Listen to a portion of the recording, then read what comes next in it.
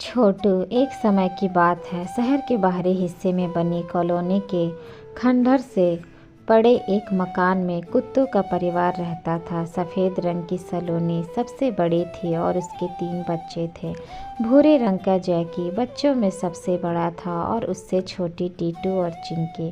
टीटू सफ़ेद और चिंकी आधी सफ़ेद आधी भूरी। सारे कुत्ते उठने के बाद खाने की तलाश में कॉलोनी के आसपास और बाहर बनी दुकानों के पास जाया करते थे। कोई बिस्कुट दे देता तो कोई ब्रेड, कभी कभी अंडा और दूध भी मिल जाता था। रोज़ सवेरे सलोनी उठती, टीटू और चिंकी को जैकी के पास छोड़ती और खाना ढूंढने चली जाती। खाने का पता मिलते ही सब पहुंच जाते और लौटते हुए पार्क में खेलते बच्चों को देख मज़े करते। एक शाम सलोनी खाने की तलाश में पीछे के हाईवे की तरफ चल जा रही थी कि तभी किसी के रोने की आवाज़ आई। सलोनी ने पास जाके देखा तो एक छोटा सा पिल्ला धूल में सना पेड़ के पास पड़ा था। सलोनी पास गई और गौर से देखा तो उसे चोट लगी थी। सलोनी ने उसे प्यार से पुचकारा और हाथ फेरते हुए पूछा, बेटा तुम कौन हो और तुम्हें चोट कैसे लगी? थोड़ा सहमते हुए पिल्ला बोला, मैं और मेरी माँ पीछे के गांव में रहते हैं। खाने की तलाश में हम हाईवे पर आ गए, तभी सामने से एक ट्रक आ गया और मुझे बचने के लिए माँ ने मुझे धक्का दे दिया, जिससे मैं रोड से दूर पेड़ के पास आ गिरा। लेकिन इस कोशिश में मेरी माँ ट्रक की चपेट में आ गई और चल बसी। सलोनी की आंखों में आंसू आ गया। उसने पिल्ले को अपने गोद में ले लिया और बोली, रो नहीं, मेरे साथ चलो। मेरे घर तुम्हारे जैसे 2 दोस्त हैं, तुम उनके साथ रहना। पिल्ला सलोनी के साथ चल पड़ा और अंधेरा होने लगा था और सलोनी अभी तक घर नहीं पहुंची थी। जैकी, टीटू और चिंकी तीनों परेशान थे। तभी सलोनी की आवाज़ सुनाई दी। टीटू और चिंकी भाग के दरवाजे पर पहुंचे और देखा माँ आ गई थी। चिंकी ने पूछा, माँ इतनी देर कैसे हो गई और ये बच्चा कौन है? सलोनी बोली, रुको, पहले खाना खाते हैं फिर पूरी बात बताती हूँ। छोटा पिल्ला अभी भी डरा हुआ था और सबसे घुल मिल नहीं पाया था। सलोनी ने उसे प्यार से अपने पास बैठा के खाना खिलाया और थपकी देकर सुला दिया। फिर सबको पूरी कहानी बताई। सभी बड़े दुखी हुए। अगली सुबह जब पिल्ला सो के उठा तो अपने पास टीटू और चिंकी को देखा। दोनों उसे दोस्ती के लिए बुला रहे थे। पिल्ली ने भी पूँछ हिलाकर दोस्ती मंजूर कर ली। अंगड़ाई लेने के बाद वो सबसे पहले सलोनी के पास गया और प्यार से उसके सर पे सर मिला के दुलारने लगा। सलोनी ने भी उसे माँ जैसा प्यार किया। जैकी पास आया और बोला, माँ इसका नाम क्या है? सलोनी ने पहले जैकी को देखा फिर पिल्ले को। उसको अपना नाम नहीं पता था। जैकी बोला, ये हम सबसे छोटा है, हम इसे छोटू बुलाएंगे।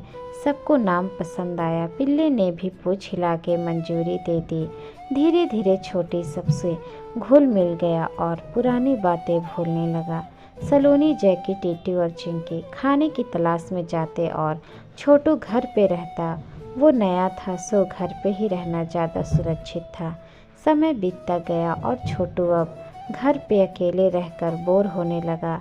एक शाम खाना खाते समय छोटू ने सलोनी से कहा, मैं भी तुम सबके साथ खाना ढूंढने चलूँगा, घर पे रहकर बोर हो गया हूँ। सलोनी मुस्कुराई और जैकी की तरफ देखते हुए बोली, जैकी अभी इसे खाने की तलाश में ले जाना ठीक नहीं होगा। तुम ऐसा करना, कल इसे कॉलोनी के पार्क के पास छोड़ देना। बच्चों को खेलता देखेगा तो इसका मन बहलेगा। छोटू की खुशी का ठिकाना ना रहा।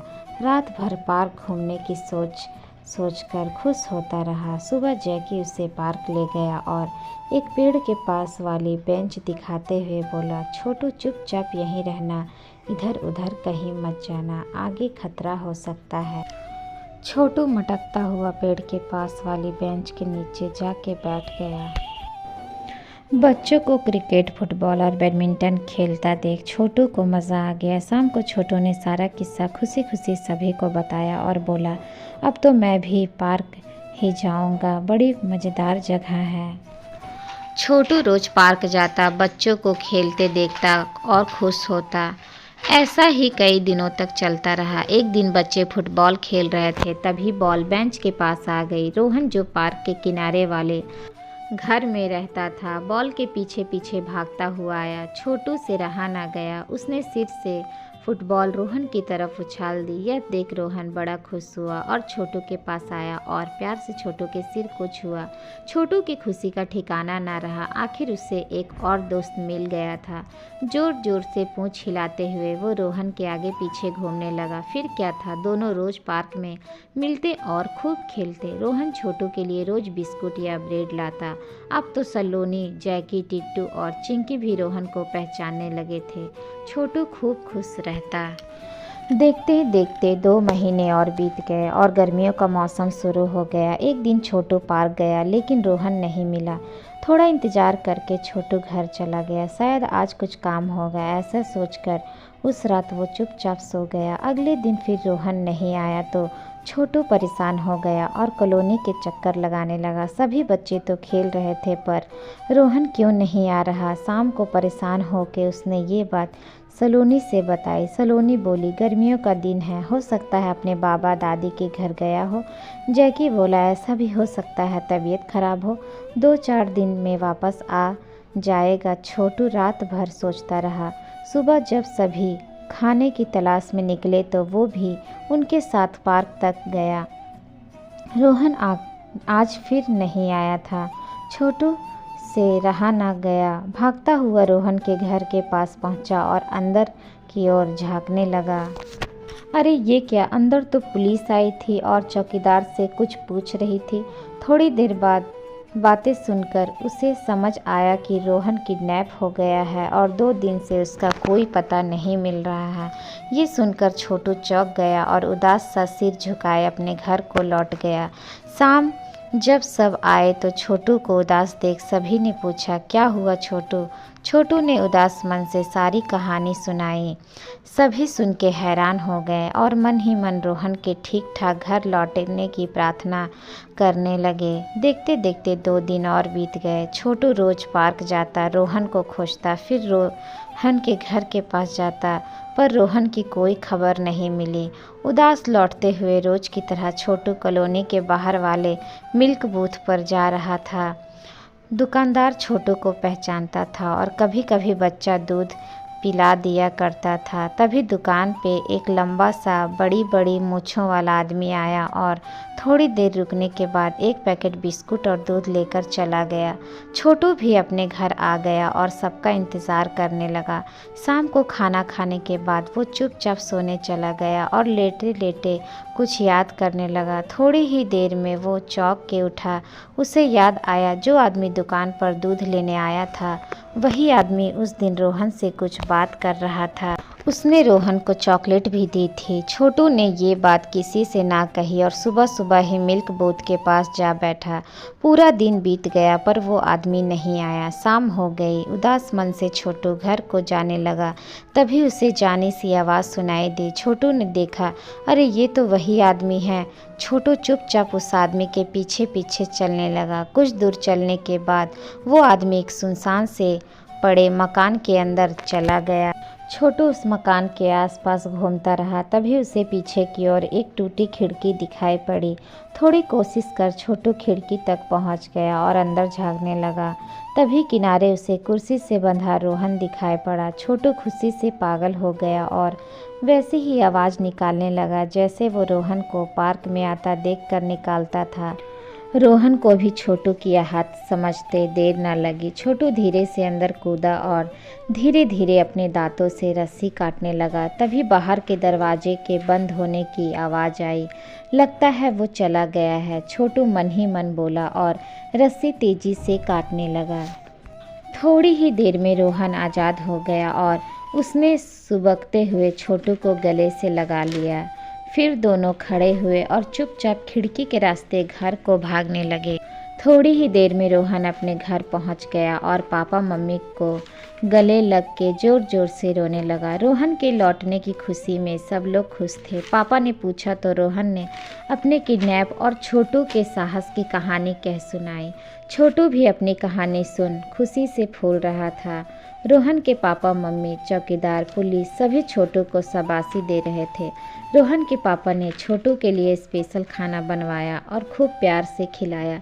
थोड़ी देर बाद छोटू मन ही मन बोला, बहुत देर हो गई है, घर चलता हूँ। सब मेरा इंतज़ार करते होंगे। आखिर सबको रोहन के मिलने की खुशखबरी भी तो सुनानी है। दिन भर की घटना सोचता हुआ छोटू घर को चल दिया। अभी पार्क के पास पहुँचा था कि मिल्क बूथ के पास उसे वही लंबा बड़ी बड़ी मूँछों वाला आदमी दिखाई दिया।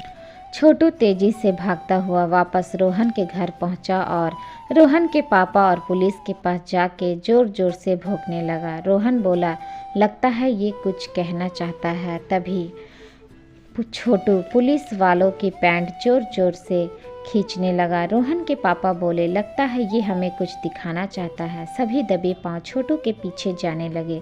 मिल्क बूथ पहुंचते ही जैसे ही छोटू ने उस आदमी को देखा, ज़ोर ज़ोर से भौंकने लगा।